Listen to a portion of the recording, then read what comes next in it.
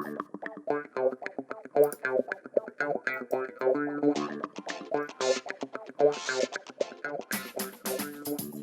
you know that Minecraft was originally called Cave Game when it was made in 2009?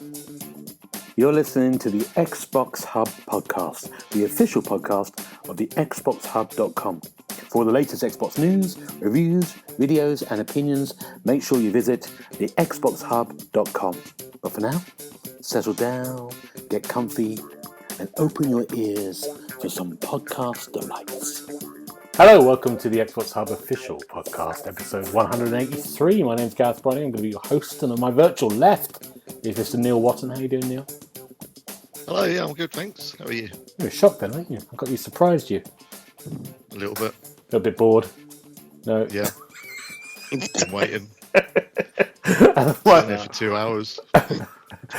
on my virtual right is Mr. Paul Renshaw. How you doing, Paul? Hello, Gareth. I'm okay. I'm not bored. I mean, I've found ways of entertaining myself while we've been waiting for the third member of our group. Really? Yeah. But, you know. And on my virtual opposite, straight in from work, is Mr. Dan Edwards. How you doing, Dan? Good evening, how are you? And I'm within my allotted time of 10 to 15 minutes late, I must say. So, Paul, as long as you're not going blind over there, then we're all right. Good. There we go. Yeah, I'm definitely not going blind, mate. That's good. Let's talk about our weeks. What have we been doing? Let's start with Neil. What have you been doing? What exciting stuff. I knew you'd start with me. I haven't really been doing anything apart from working. You watched anything? And have I watched anything? No, I don't think I've watched anything either. Oh, no. So you've done nothing? Anything exciting? No. I watched the... I don't even know what it's called. I think it's on Netflix, maybe, about Tyson Fury. I watched that, 7 or 8 episodes of that. Oh. Like at home with Tyson Fury. I quite enjoyed that, just for kicking back at 10 o'clock at night, trying to fall asleep. But no, I haven't been watching anything. That's good. Or doing anything. You watched that? Yeah. That's fine. Yeah, I did watch it. Yeah. Any good? Would I recommend it? Ask me if I'd recommend it. Would you recommend it? Yeah, I suppose so. That's a kind of journalism. Ringing endorsement. Good. Who's next? Let's go to Paul. Paul, what have you been doing? What have I been doing? Well, since the last time I think the last time I spoke to you, I was actually on holiday in Edinburgh. So this week it's a case of back to life, back to reality. And yeah, just doing all of the work, playing with my virtual servers again, because I need to move them all about again. So that's always good fun. And that's about it. I'm just as exciting as Neil. I've not watched anything. You two are terrible. Darren, come on, bring us out of this funk. What have you been doing? I'm glad I drove back at 70 miles an hour all the way home for this. So I... through the streets of Nottingham. I avoided the sheriff of Nottingham all the way. No, I met some friends. Me and Ram met some friends of ours on Sunday. Had a Sunday off together, which doesn't happen very often with me working in retail. And we went to the board game cafe in Nottingham and had a few drinks and played a few board games like Pandemic, if you've ever played that. And one similar to that called Forgotten Island, where essentially events happen and you've got to work as a team to collect all the artifacts get a helicopter out of there. So all good fun, nice way to catch up with people. And then just working and drinking wine, really.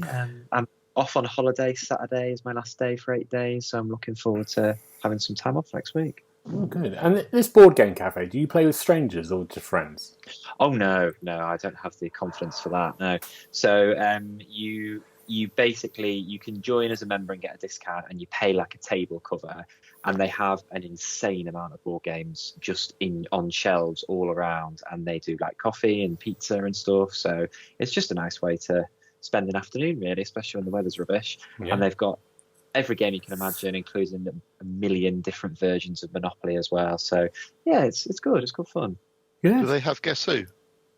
They do. I think they do. Yeah, we've not played it. I've not looked for it, but yes, I've seen Mousetrap. Oh, yeah. Mousetrap! I used to love that. Good. They go from those type of games to like games that will take hours and hours and hours to play as well. But they also it doubles up as a workspace, so you can rent a little private room and stuff, and it's a good space, to be fair. So yeah, we like going there every now and then. Mousetrap. I just remember taking hours to set up. I can't remember anything about the game. Yeah, and then you get bored of it very quickly, don't you? Yeah. Don't know what you had to The do. stupid cage doesn't fall down, Yeah. and etc. etc. Yeah. Not a patch on video games, eh? No. If only there was a video game version. Mm. There's a gap in the market. Yeah. There you go. Good. That's your holiday Hasbro, spot. if you're listening. I'll get programming. Don't hold your breath. Good. I've been away. I've been on holiday. I've been to Norfolk, and I drove there on purpose. Yeah, on the Storm, whatever it was, Storm. Kieran. I was going to say Chantal. Storm Chantal. So that was an entirely different story, I think. Yeah. We drove there. That was nice, and we've been there. And I've been watching a thing on Netflix called Bodies, which is a 8-part series based on a graphic novel. Stephen Graham's in it, and it's like a time traveling thriller, which is quite good. But there's a really great film on Netflix that's called, if you like your horror films, called Talk to Me, Australian horror film, really short, brilliantly. Have you seen it, Darren? Yeah, me and Ryan It's went to so cinema good. to see it, and we were so surprised at how much we enjoyed it. Yeah, it's really good, isn't it? It's brilliant. The best, one of the best endings. Really, When you say it's really short, how short? hour and 25. That's good. That's good. Yeah, I can do that. yeah. Watch it. It's good. It's very good. Quite frightening, but in a good way. Really well done. But we're back. We're here. We've got games we're going to talk about now. I'm looking desperately down my list when I'm saying this. Have we got games? Yes, we have. We do. We've got loads of games. All the games. Neil, you're going to... No, let's start with Neil. What have you got, Neil? What's your first one? My first one is WRC. So EA Sports have taken on the World Rally Championships license, taking it over from Milestone, who have had it for it must be a good decade at least. They never really went anywhere with it. Occasionally they would have a half decent effort, and then the year after that it would be a bit rubbish again. So it's good that EA have now got it, because rally racing, it's not as good as Formula One, obviously, but it's very thrilling. It's very exciting. It's full of crashes. It's full of dirt, whatever you want, really. And they've done a really good job of this one, actually. It's got the Codemasters team involved as well, who, Paul, come in here. Were they behind Colin McRae Rally? Yes, I believe they were back in the day. Yeah. Yep. And basically, if Cody stick their name to a racer, it's normally pretty decent. And this one is exactly that. So it's good to see the WRC license being used kind of properly, and EA not so far putting too much of their kind of monetization stamp on things, which is also quite nice to see. But yeah, if you like rally, and you've been kind of holding out for a decent rally game for the last 10 years, well, Milestone have messed around with it. This is the one for you. Oh, good. Now, when you said Paul come in here, I imagined the two of you sort of living in a sort of bedsit, and Paul was in the other room on the podcast. You say, "Paul, come in here," and I thought, and I imagine I'm actually outside in his garden. Yes, I imagine Paul. I'm just utilising Paul's vast knowledge of racing games from good the year 2002, probably. Yeah, good. And, but I'm earlier. pretty certain they were behind Colin McRae, weren't they? I'm pretty sure they were. Yeah. Into dirt, didn't it? And I think back in the day they did Tucker as well, didn't they? Oh yeah, Do you remember Tucker? Yeah. I had V Rally, which was I think Infogrames' kind of rival that was on the PlayStation, which wasn't quite as good, I didn't think. No, it wasn't quite as good. But can I ask you a couple of questions, Neil, about this WRC? Is it only modern cars, or have they shoehorned like the classic Imprezas and stuff in? No. They've got everything in there. Everything that you associate with rally over the last 30 years, maybe. Fantastic. Like I think it's probably. Go on. Yeah, sorry, carry on. I was just going to say, I think the new cars are a bit meh compared to like the old ones. You know, like the classic Imprezas and Evos and stuff. I've been enjoying racing around in a little Hyundai Ioniq, I think it was. Hyundai Ioniq. But they've got the Impreza in there. They've got a load of Group B? The Group B stuff. Group B stuff, yeah. Audi Quattro and that. Yep. Got that as well. Awesome. But yeah, it's good, and you can destroy your cars pretty much. You can total your cars, and they will fall off. So even driving in like a bonnet cam or a bumper view, you'll be piling down a gravel straight, and suddenly you'll see your bonnet go flying off, or the wing will go flying off. Yeah, it's very good. Best racing game of the year? No. Crew 2? Because no. Crew 2 was a long the while Crew ago. didn't come out this year. We keep telling you. Oh, yeah, this. sorry. Yeah. Yeah. No, the Crew Motorfest is the best racing game of the year. Mm-hmm. Apart from Forza Motorsport. That's probably followed by Forza Motorsport. And This then is not, though, is it? and then this, I guess. Oh, yeah. There you go. Good. I have a question before you two stop brawling over the best game. Just you wait till I get in the house out the garden. Yeah. My Sleep in teeth. the garden tonight. How is weather realised? Because something I used to love about the old rally games is the different conditions you would race in. So how's that? You're saying? Like I say, pretty much whatever you want in a rally game is there. So, and Cool. you can go to the different locations, and they'll all be set up with different weather forecast patterns, whatever it would be. Yeah, no, it's all covered, so it looks good. Nice. Good. What about night? Jesus Sorry, Christ. I haven't finished yet. Oh, my God. What about night racing? Night racing. Is that in there? There is. I don't think there is. No, I will have to check. But That was something I enjoyed about Dirt 2, was you could do night races, and if you crashed and smashed your headlights, then you were screwed because you couldn't see where you were going. Yeah, no, I don't think it was there very is. clever. I don't remember seeing it anyway. So. Well, Good. that's disappointing. It's Good. definitely gone down a few notches now. Well, you two can chat about this later in the shared living area over a couple of pot noodles. Definitely trying to put a stop to it, go. I've never had a pot noodle. Ah. You've never had a pot noodle? You've never lived, mate. No. Good. Paul, what have you got? What's your first one? Well, I'd like to carry on talking about WRC if you don't mind. No, come on. Okay, my first one. I'll mention briefly in passing Remnant 2, which I have recently acquired, and following on the strength of Dobbo's review about it, I thought I'd best give this a try since it's coming up to Game of the Year time, and it is bloody good. It's very, very good indeed. But I'll talk about a game that I'm looking at for review, and I'm going to start with a game called The Crown of Wu, which is a game based on the old Chinese folk tale. You know, The Journey to the West with the Monkey King and all that stuff. And it's a new sort of imagining of that story, where you actually play as the Monkey King himself, and you've got to go and get your crown back, basically, hence the name. And what it is a third-person kind of action, fighting, platform, puzzling game. And the puzzles in it are really quite good. They're quite tricky.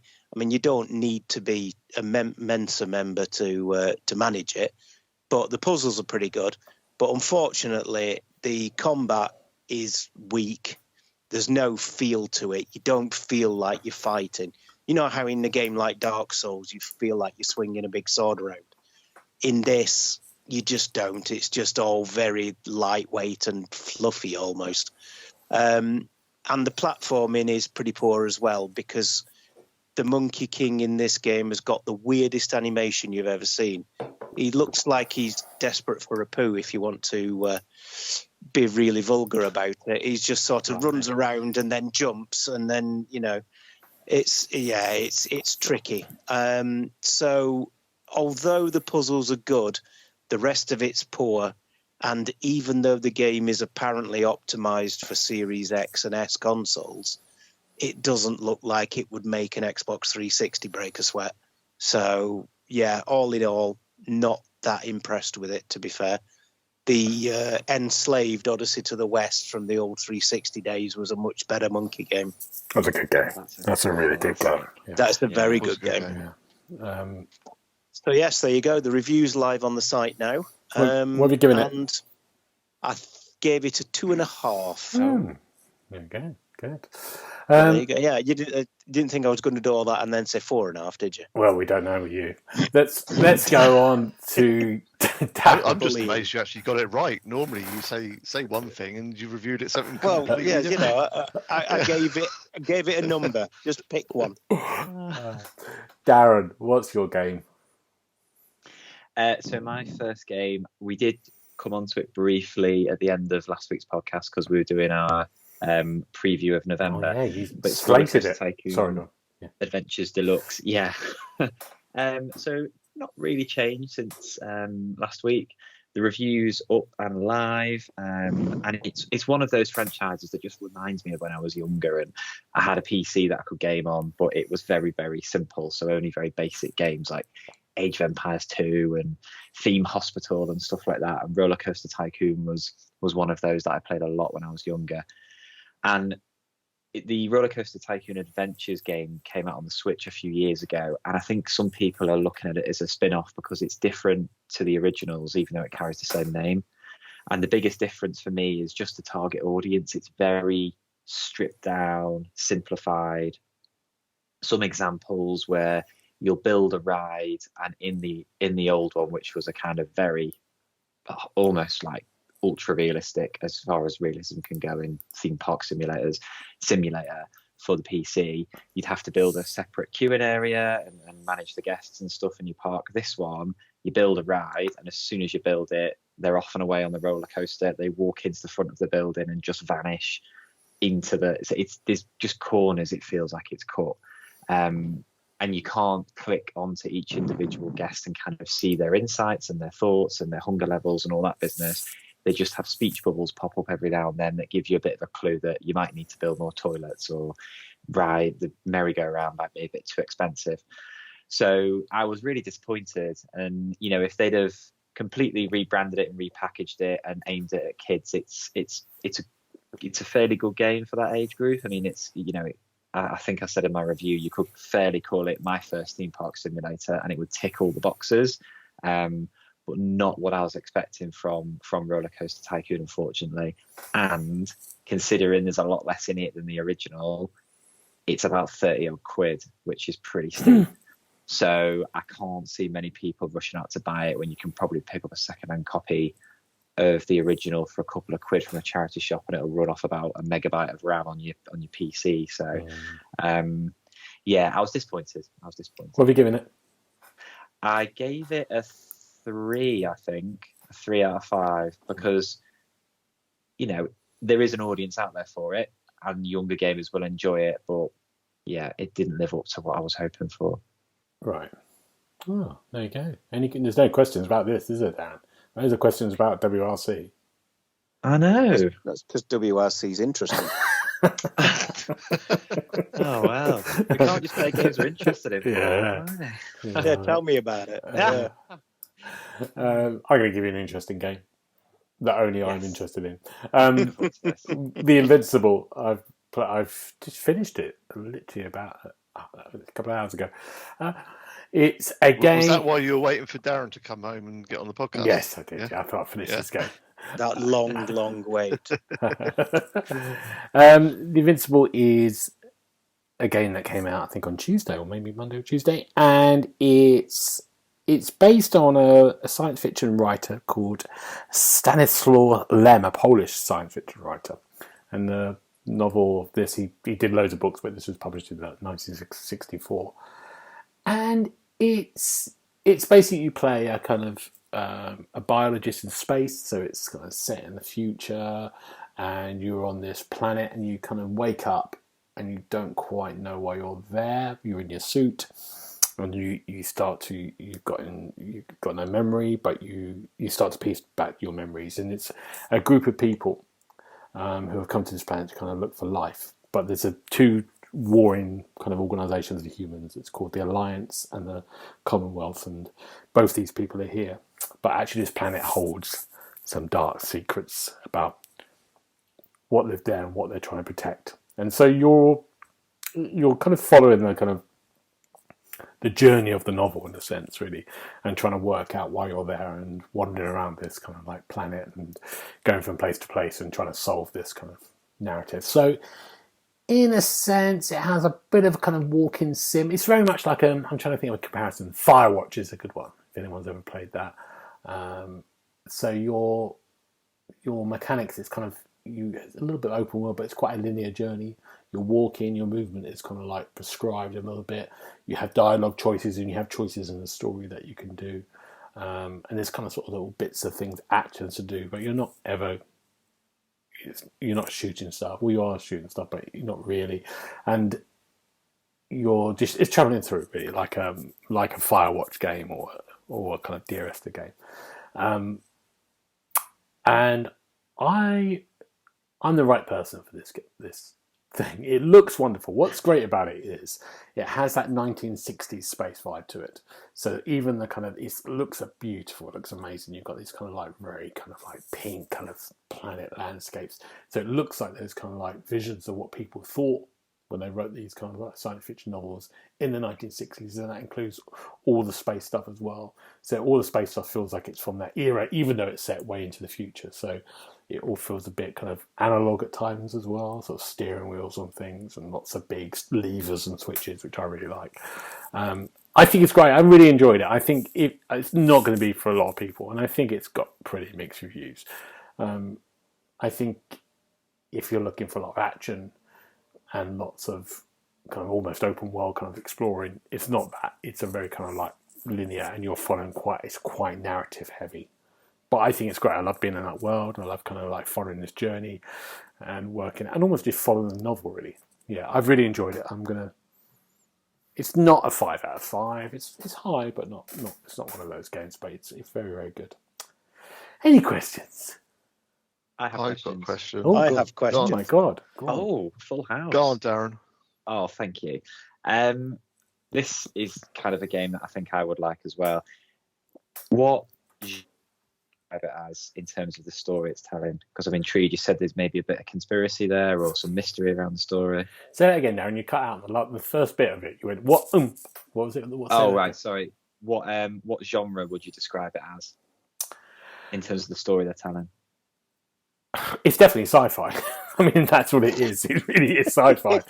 as in, but it's sci-fi mixed with a kind of mystery as well, because the way you wake up and you don't know, you're playing the character, and you're the same with the audience. You're trying to work out what's happened on this planet, what happened to you, and why things went wrong. So you are kind of trying to solve a mystery all the way through. It's like playing a novel. Yeah. Got you. Neil. Yeah. I first saw this maybe 3 years ago. I think it popped up in one of the summer showcases, maybe in about 2020, 21, one of the two. And I thought it looked really, really good. The art style, I think, art style's is great. cracking. Yeah. But there's no combat in there, is there? Am I right in saying that? There's a little bit, but it's not what you think it is. No. But hardly any at all. Would they be able to make a same type of game, but throw combat in? Because that's what I was expecting it to be. Instead of just being a fancy walking sim, which it is, isn't it? Yeah. I wrote the launch article last week, and I was reading up about it and whatnot, and it comes across as a fancy walking sim, which is fine for people like you, but it's not fine for people like me and Paul over there on the left in the garden. Wouldn't go anywhere near it. But put some guns in, and some aliens to shoot or something, and it would work. Be all over it. Yeah. Do you think they'd be able to work it as more of a shooter? Well, there are things like there's a little game that came out this year called Starfield that has a. Okay, I've heard of that. Yeah, so that might satisfy your gun and Xbox, and it still has your story needs as well. I think that's the thing. I think this looks better than Starfield.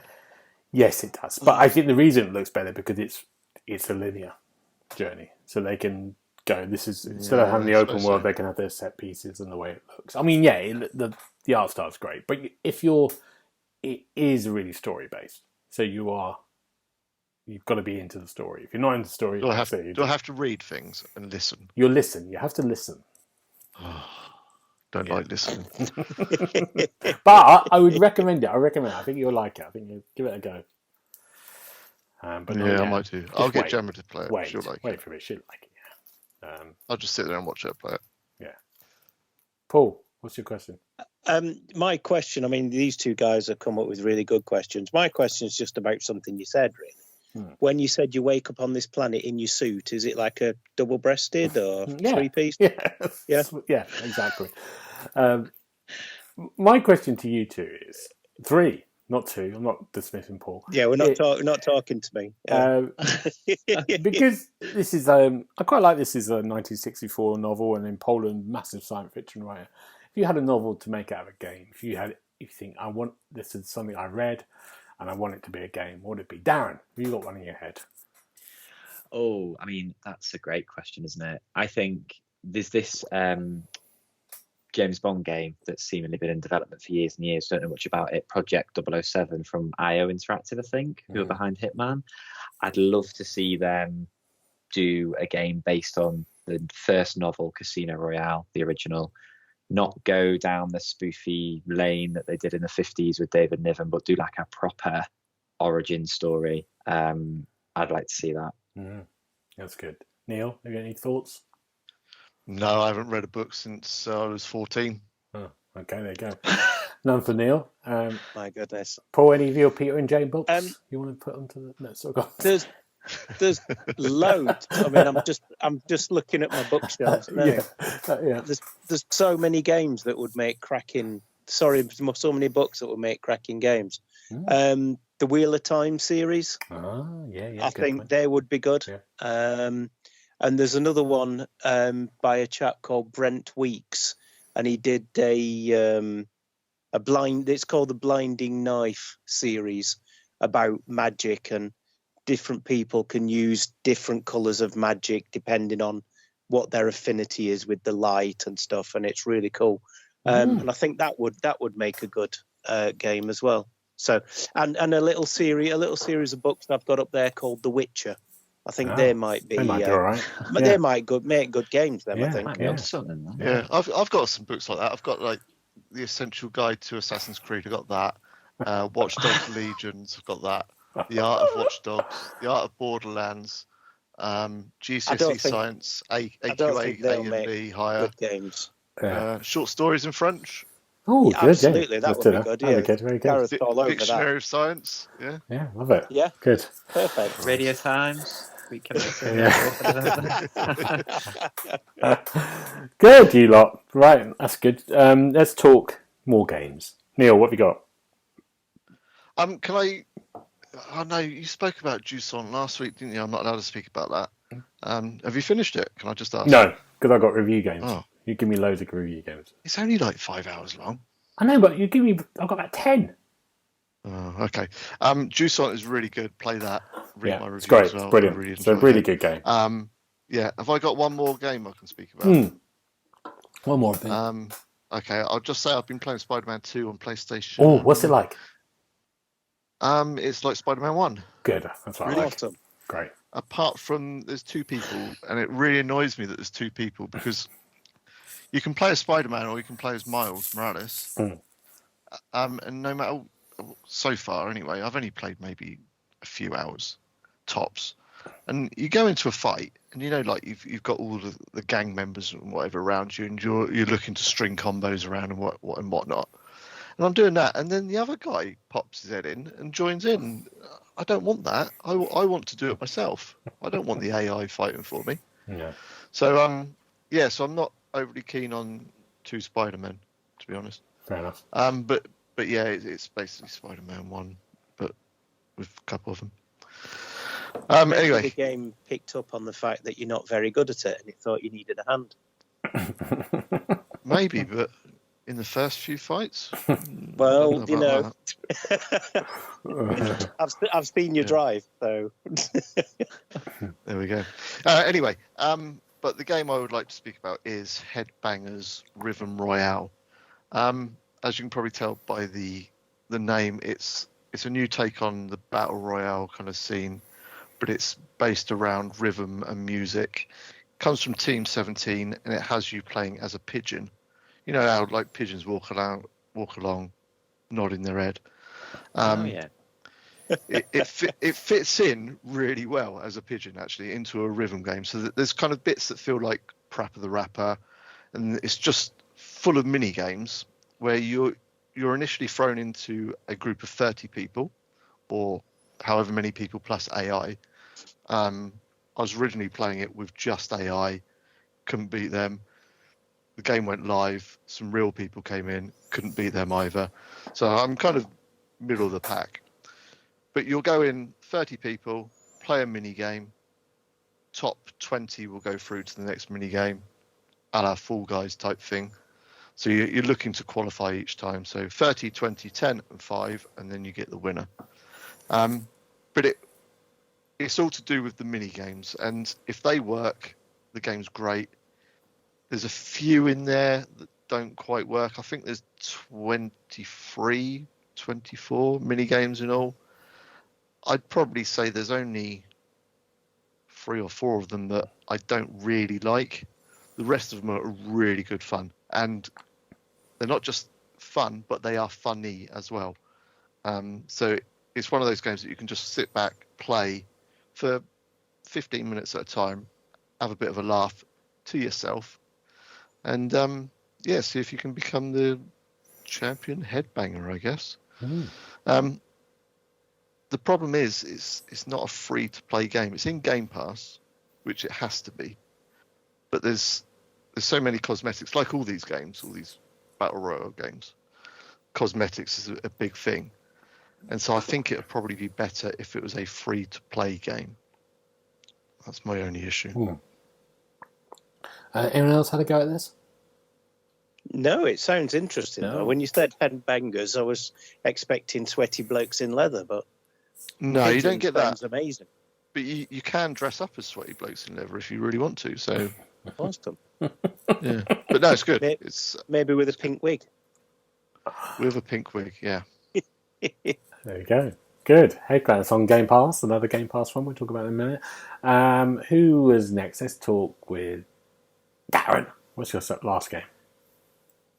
So my last game is Alien Hominid Invasion. So this is a sequel, I guess, to an original game of the same name that came out back in 2002, I think it was.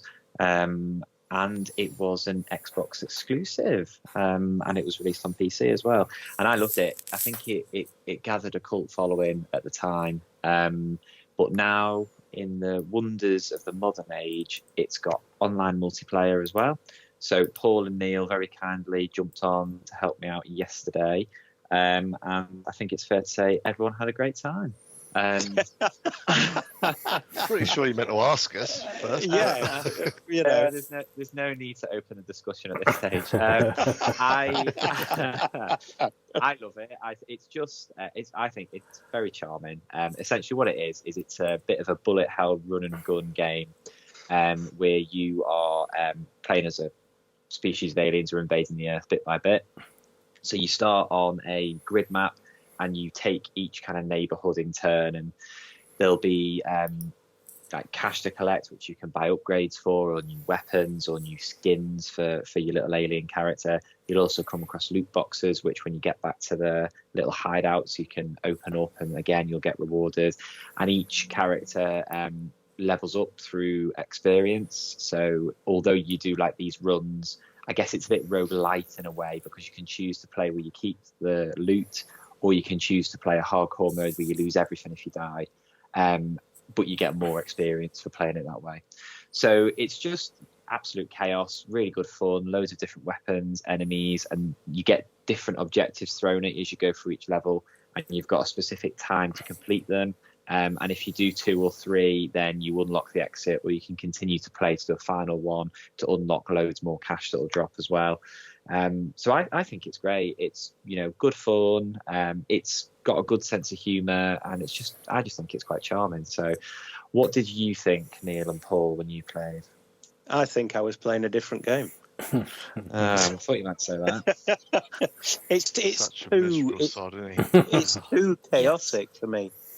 There's no sort of rhyme or reason to it. I like my games to have a little bit of structure, not just let's just throw everything on the screen at once and see what happens. That's okay, Neil. I think there is structure to it. There's that map screen, which gives some kind of tactical consideration occasionally, doesn't it? But that's not the main game, is it? Yeah, I know what you're saying. I know that it is a bit manic, and there were plenty of times when I completely lost control of my character. I didn't have a clue where he was on the screen, mostly because somebody's grabbed him and he's running around by himself somewhere else. But no, I thought it was all right. I wouldn't play it by myself, but I would play it with friends. Just need some friends to play it with. Oh, okay. We'll play with you, Neil. Oh, okay, great. Yeah. But you can play online as well, so it's got local co-op and online multiplayer. And funnily enough, when I played it on my own, I still really enjoyed it. But I like the old arcade shooters like Metal Slug and stuff like that as well. So yeah. I think it depends on what type of games you enjoy. I was expecting something more along the lines of Castle Crashers, a proper like side-scrolling. This is side-scrolling, but you're backwards and forth across quite a small area, really, aren't you? Yes, yeah, and it's randomly generated, and there's all sorts going on from one bit to the next. So it's quite high. It's quite chaotic, and it's quite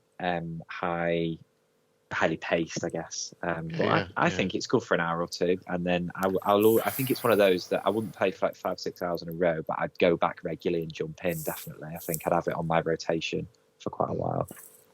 Good, thanks, Darren. Brilliant. Paul, your last one. Hello, it's another Game Pass game. Warhammer 40,000 Dark Tide. Now, this is a game by the same developers that made the Vermintide games. So that game was well known for its sort of crunching melee combat. So what they've done is they've transplanted that kind of gameplay into space and added guns on top. So the guns are very limited in ammo, so you'll still spend a lot of your time smashing enemies in the face with a sharpened spade. And it's very, very, very co-op. Every time you start a game, you are matched with 3 other people, whether you like it or not. And then you have to go off and complete missions with each other. And it all works really, really well. The graphics look good. The action is pretty much non-stop. And I really had quite a good time with it. I'm a bit of a sucker for the Warhammer games. I like the whole kind of setup, the whole story behind it all that they've got. But this one, playing with other people as well, it all works really well. And it's on Game Pass. So, what's not to like? It's a strange one, this. This is one of the big Xboxes when the Series X, it's one of the ones they kind of like showed off and said it's coming to Game Pass. Then there was a delay, and it came to PC first. And their PC had all sorts of problems. And it's come now, and it was like, it's on today. Thank you. Bye-bye. and that was it. You hate that. It was like such a weird thing. It's like they haven't really talked about it. No one's chatting about it that much. I mean, I'm looking forward to reading your review because there isn't that many Xbox reviews of it. It's very, it's gone sort of out under the radar. It sort of feels like they're just kind of like, let's get it out. Yeah. So I'll be looking forward to seeing it. Well, the review's live on the site, Good. So knock yourself out, my friend. Good. I won't be playing. Can I ask a question? Go Two on. questions. You can, of course, my friend. There's no single player at all? There doesn't seem to be. The first mission that you do, which sets the story up, is pretty much single player. But then once you're in the main area, in the main hub, every time you go to the terminal that launches the missions, you choose your mission and then it finds you a fire team. So I haven't experienced it in a single player apart from that very first mission. So while it's in Game Pass, brilliant. When it comes out of Game Pass, gonna struggle in it. Potentially, yes. There's many people in there now. You've no trouble getting a fire team at all at the moment. But yeah, when it comes out of Game Pass, it may be a different story. Okay. There we go. And can I just say, Warhammer, do I need to know anything about Warhammer to be able to play it? No, you need to know how to hit enemies in the face with a sharpened implement and shoot them. I can do that. Awesome. That new Warhammer game that's going to come out next year, that's the game I'm looking forward to. Along with, do you remember that one, Paul? One with hundreds of enemies coming flying. That looked great. I'm glad you didn't ask me what it's called. Cause I can't remember. But I know the one you're on. You know the movie. Warhammer. It's called Warhammer something. Space Marine, is it that one? No. Could be, yeah. It was on one of the showcases this summer. Yeah, it looked very good anyway. It did look very good. I'm going to briefly talk about, because it's the time, Truck Driver American Dream. My reviews on the site. This is a Gareth game. Oh, my word.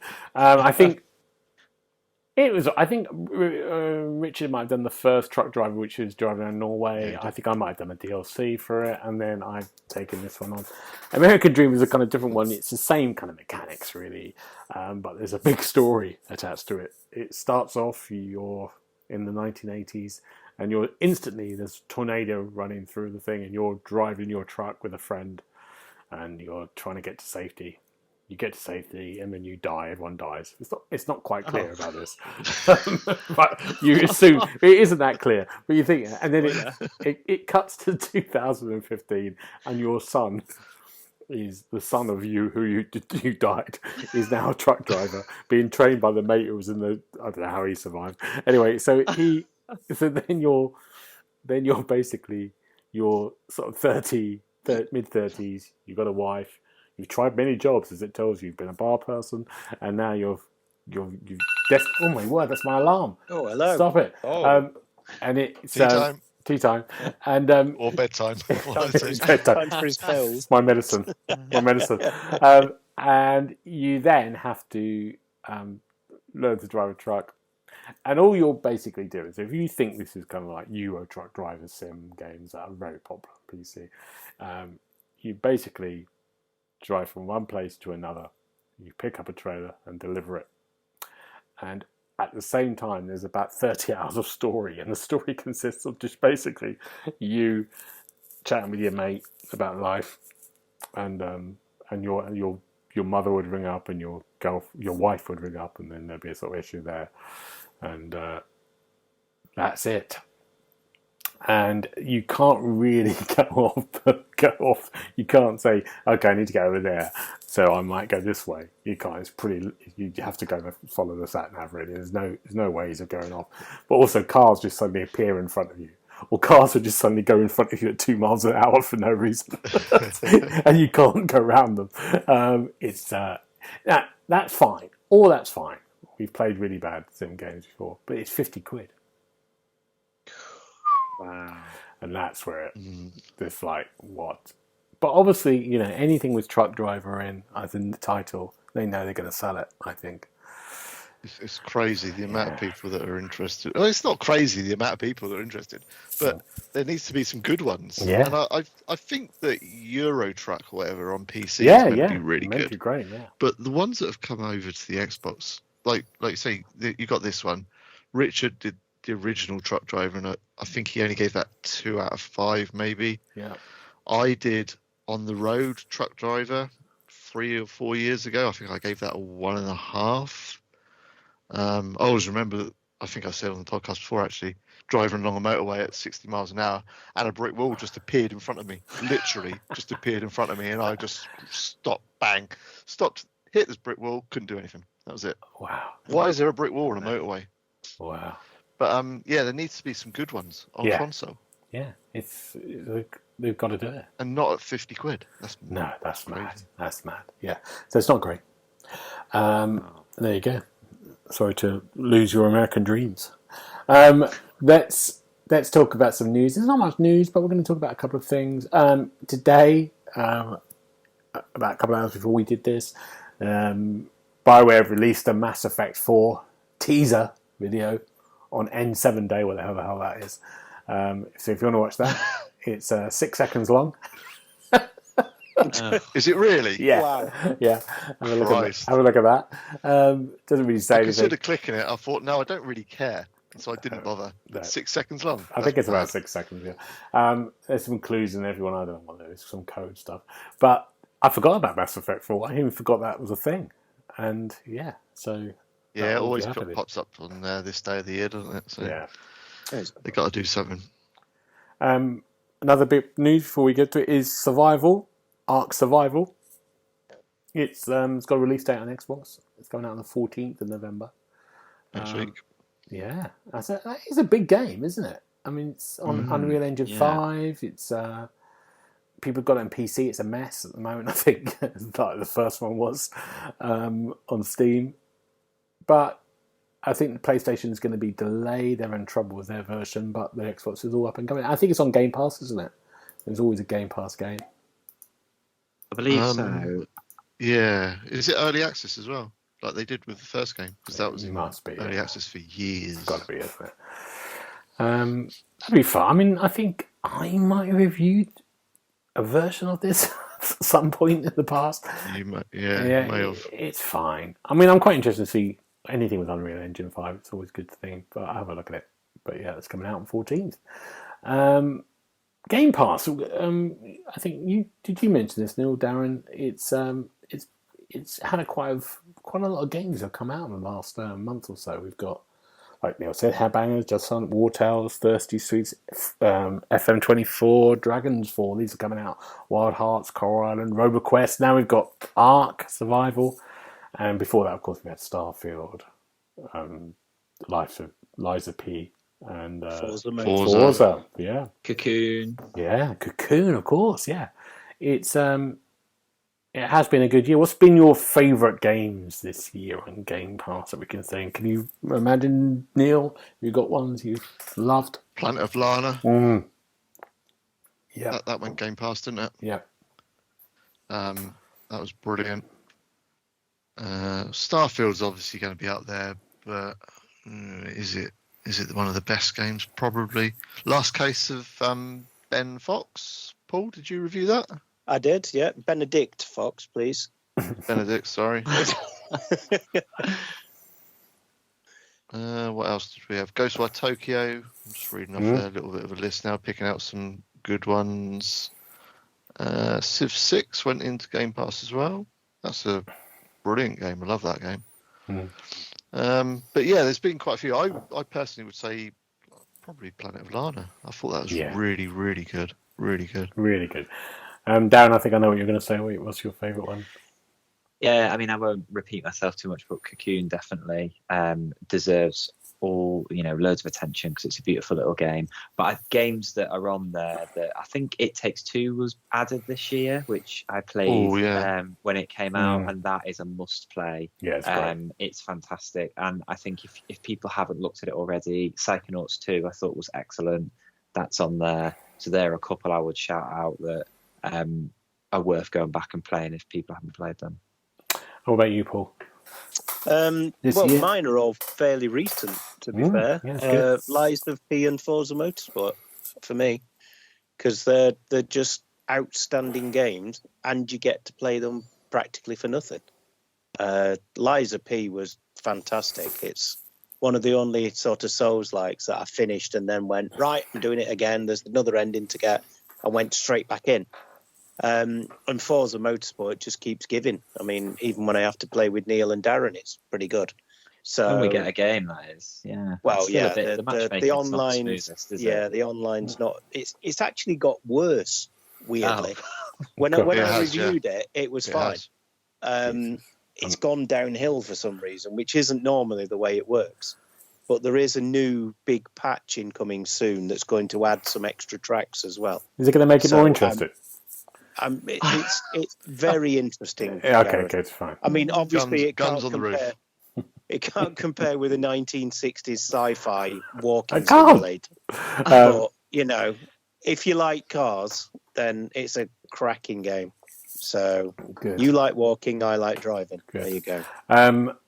What have I got in Game Pass of the year? I think playing Lana Cocoon. I'm going to say Dead Space because that's just come out, hasn't it? The remake for that on Game Pass. Yeah. It's that's really worth. just, If you haven't played the that, it's EA great. one, isn't it? Yeah. Starfield, of course, I think. Yeah, some really. I mean, it's been a great year. It's great. What's the big? Oh, we won't talk about next year at all. We'll wait till that next month or so. But lots of really great stuff. I've got there's too many games at the moment. I am struggling a little bit, but I still want more. Hello. Sounds like me in the carvery. Yeah, exactly. Did you? I'm sure Neil can find you some games to review, mate. Don't you worry. I know we have got loads. Let's talk about. Can we talk about the? Did you see my little thing I put there about us poor actors, about the Starfield actors speaking out about Microsoft's AI decision? Yes, I did see that. Any thoughts on that? So basically, it's about the NPCs, which in games, the idea is that you'll probably have AIs. We've talked about this before in here, that any NPCs you meet, there might be AIs that will come up with a script for them. So they will be saying things like, "Hi, yeah, get out of my way," or stuff like this, and they may be voiced by voice actors. This is one of the reasons the actors have been on strike in America as well. One of the reasons, and as well as a writer's strike about all this. And Microsoft, and we talked about this before. Remember that video I talked about? There was a demo when someone had sort of like open world GTA thing, talking about NPCs. You could go up and talk to them. Yeah. So one of the actors who's done quite a bit. He's played in the DedX stuff and Starfield. And a few of them have said, he said, "I've said it for years now. If you want to start a voice acting career, don't bother in video games." And other people have said this is scary. Recording NPCs, how many voice actors cut their teeth in the industry.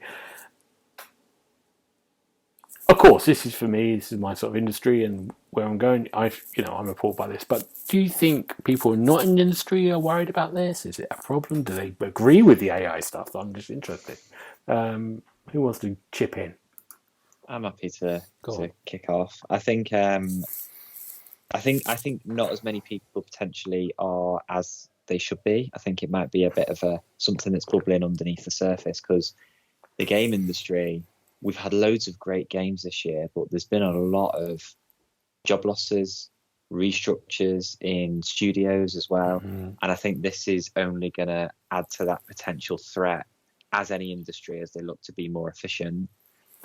It's worrying for actors and the creativity as well. So I think that this is a bit of a slow burner that's going to gather pace over the next few months and maybe years. But I am quietly concerned about it. Yeah. Neil? Can I just jump in what Darren said, actually? About half an hour before we started recording this, Ubisoft announced that they are getting rid of another 120 odd employees from their Montreal base, which only equates to, I think it was 2% or something like that of their base, but still it's still others that are going, isn't it? And they've cut quite a lot, haven't they, Ubisoft, just recent months. Really AI thing, it's coming. I understand it's a problem. I don't really know until it. I don't know. I think there's a place for the AI. I don't want to see it taking everybody's jobs, because you turn Sky News on or BBC News on, it's taking everybody's jobs, literally everybody's jobs within the next 20 years or whatever. It will take some jobs, but I don't see it being a massive issue at the moment. It might be. It could be an issue. What do you think, Paul? I'm wondering, the article wasn't awfully clear. Is it that they're objecting to the scripts being written by the AI, or are the AI going to do the voices as well? Both. Ah, right. Well, that's but not for all of it. Not for all of it. If it's just that the AI is writing the script, then the voice actors probably wouldn't be that up in arms about it. But the script writers would be. Yeah, exactly. Yeah. But I just want, because that was one of the things that they were on about in America, wasn't it? That the AI can take actors and sort of recreate their voices from performances they've already given. Is that right? Yeah, exactly. So the biggest problem in the acting they industry, wouldn't be doing it. every person you go, if you do a film job, and my agents recently said in their thing, if anyone asks you to do a scan while you're filming, don't do it. So they're most film production companies are trying to scan you so they can use your likenesses later in the process. And this is the worrying thing. Like I know we're dangerously getting close to political grounds, but there's been talk about AI, like and I know, right? And how you regulate it, because social media blew up and nobody really knew how to regulate it, and it was all user-driven content, and it became this massive thing, and now it's the root of all evil, according to most people. And only if you go on there. Only if you go on there. Follow me on Threads. No, I'm not on Threads. And it's I'm on Threads. They're worried about it happening again. Well, I'm sure we'll chat about that at the end of the podcast, as we do every week. But they're worried about that happening again.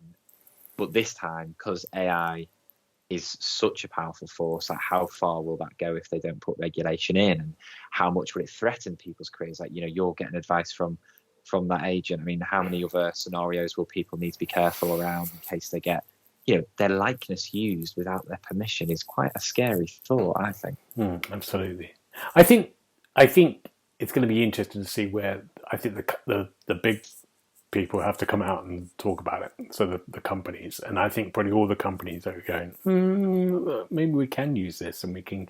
I don't think they're going to use it to get rid of some of the main characters when you see the story, but it's Grand Theft Auto when you're walking about and you're bumping into someone on the street and go, get out of here.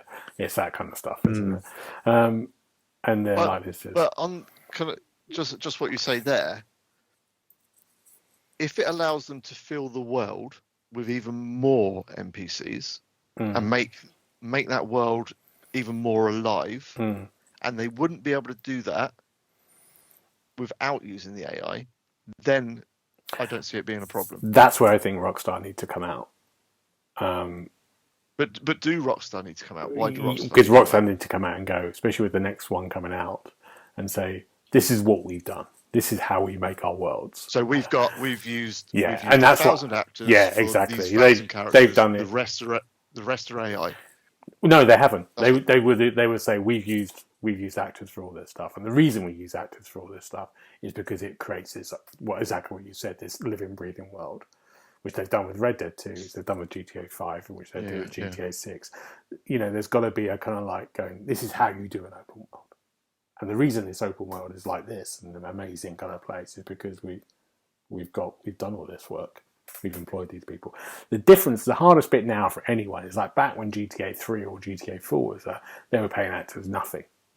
There was no way, because agents wouldn't work with actors and they'll go, well, I'm doing a video game, and they'll go, I don't know what that would be. They had no understanding of the market. So it was only when GTA 4 came out and the figures came out for GTA 4 and it made, £350 million, and they were paying the lead actor and their equity rates, which was like, I think he got a couple of grand or something. So it's like they went, oh my God, and it changed the market. And then agents got and went, actually, so all the wages have gone up. Everything's gone up. Well, not gone up. It's gone what people should be paid. If you're making like we know with with the GTA 6, the rumor is it's a £2 billion budget. So, actors will be paid properly for that. But they know they're going to make £8 billion on that game, so it's not good. That shouldn't be a problem. I hate to think. They're going to make ridiculous and we don't even know what their plans are in how they're going to monetize it as well. Online and stuff. So it's an interesting one. It's an interesting one to see. I mean, it's the start, I think, of things, and we with AI and about. Especially for, I think, writers, it's kind of really worrying what you can do. But, as we know, you can tell at the moment a piece of AI writing and a piece of really good writing. At the moment, the AI writing is shit. Yeah. But it's How long has it been around, really? I know. 8 months? Yeah. 8 months since it all kicked off? Yeah. And this is the thing, like, you hear about what it can, like, they've just released the kind of a Beatles song that couldn't be completed, and they've managed to use AI to separate and isolate the different instruments in the song. And then Paul McCartney and Ringo Starr have recorded their bits in the song and completed it, and now they've released it, which is an incredible use of AI. Yeah. So it is such a complicated issue, and who knows in a year's time what it will be capable of. Yeah, absolutely. I can I just say I heard that song today for the first time. Was it good? Mm-hmm. I don't like the Beatles. I was not impressed at all. No. Well, there you go then. AI's not a threat. Was it? My question though is, how long is it going to be before ChatGPT starts writing the reviews? Do you think you'd notice if I've submitted something that I'd written now? Well, we know. Yeah, I would. Yeah. Awesome. 100%. I would notice within 2 seconds. Really? Guaranteed. Yep. Oh, right. Okay. Good. I've tried it. Interesting. Yeah. Yeah. Don't try it. Don't try it. There you go. Gentlemen, I was thinking this is Paul's last last podcast ever. Yeah. I was just thinking that for the next time I get one of those Chemco games, because I'm running out of ways to say retro style JRPG. Yeah. To be honest. Yeah. So, I know. Tell me about it. Gentlemen, right, let's talk about what we're looking forward to next week. Neil, what are you looking forward to? I'm looking forward to playing Teardown, which looks really cool. I think Richard spoke about it before, maybe, so I don't want to say too much now. And getting back to the football, back at St Mary's on Saturday. So Championship football, much better than Premier League. There you go. Heard it here. Darren, no VAR for a start. No. Darren, I know. Talking about technology, it's something right there, isn't it? VAR.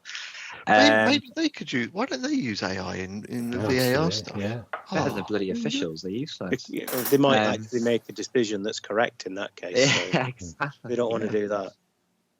And I don't even care about football. And I've seen it on the news going, what on earth? I mean, I was watching which one was it? I can't remember which club it was, but there was somebody that was absolutely robbed. And they Tottenham, got I think it was. No, it was this week. Arsenal, maybe. Arsenal, yeah. Newcastle, wasn't it? And the guy, it showed like 3 different things that were wrong, and they still went, no, it's a goal. So yeah, they're all fine. It's fine. I was watching it going, this is very peculiar. But anyway. Good. Gooner Paul. That's what we're going to do. Yeah, he loves a bit of Arsenal, does Paul. Paul. Darren, what about you? That's how rumours start, Gareth. You can go. I just can't believe I've just heard Paul talk about. I know. It was like someone. Well, it was like someone trying to describe football for the first time that had just been born, and someone showed them a picture. There was all these fancy boys running around in short trousers, and Anyway, Darren, what are you doing? I feel like I've fallen into a parallel universe. So I'm on holiday after Saturday, which is lovely. But we're going to see Poets of the Fall play at Rock City in Nottingham, who are the band who double up as the Old Gods of Asgard in Alan Wake 2. So if they play the song from We Sing, then I'll be very chuffed. But we're going to see them, so looking forward to that. Good, great. Paul, what about you?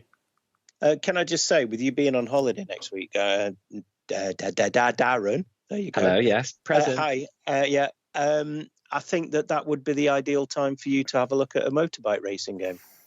Oh, I'm not sure that's going to be on the cards, unfortunately. I think that will be right up your alley, my friend. I've got a terrible case of flu coming on, I'm afraid. Yeah, well, you just have to sit on the settee and play games. What am I looking forward to next week? I've not really got much to look forward to be fair. Good. It's just more work and, just generally being miserable. So great. That's good. Football. Nice. Don't encourage him. I'm going to mute him in a minute. He's hanging over a big of a thing. How rude. Yeah. I'm literally going, my key, it's over there now. Can I get rid of it? What am I looking forward to next week? I can't remember. Nothing. I've got a biopsy. That's what I'm going to do on Monday. I know. That's sad. Gareth's medical update? Yeah, it's my medical update. I got the biopsy. Take a chunk of my face off. A chunk of your face? Yeah, I know. Ooh, Well, no, that's it's not that fun. bad. What, your face? Yeah, that's what I laugh. The level of concern is bringing a tear Oh, to my I know. eye. That's why I just not even going to bring it up. Now, if we need to get hold of you, Darren, where can we get hold of you to interrupt your holiday? I'm on Twitter, and my handle is @27Darren. And Paul, where can we get hold of you? I am on X and Threads because Twitter doesn't exist anymore, and my handle is @XboxHub. And what about you, Neil? I forgot your name then. What about you over there? God. I'm Neil363 on Twitter and Instagram. Don't use Twitter, hardly use Instagram. And then we've got the Xbox Hub channels as well, so just find us all over there. Yeah, brilliant. And you can find me at GB Variety and all sorts of things. But for now, gentlemen, until next time, we'll see you soon. Bye-bye. Bye. Bye. You've been listening to the official podcast of TheXboxHub.com. You had found all the notes of this show at www.thexboxhub.com/podcast. You can also check out our social feeds on Instagram and Twitter at The Xbox Hub, and search for The Xbox Hub on Facebook.